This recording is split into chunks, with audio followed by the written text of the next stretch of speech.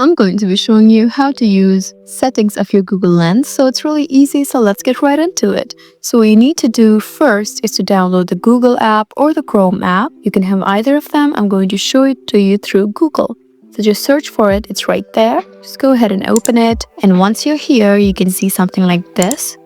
After you're here, you just need to look at the bottom where you can see multiple options here. You just need to find the 3-bar button at the corner. Just go ahead and tap here. Now you have multiple options. You have Gemini, Search Labs, Search Text in an Image, Song Search, App Icon, and many more. Just go ahead and tap on Search Text in an Image. So after you're here, you have successfully enabled the Google Lens. You can use it to translate, to search. It's completely up to you. And there you go. That's how you use settings of Google Lens. I hope this video was helpful for you.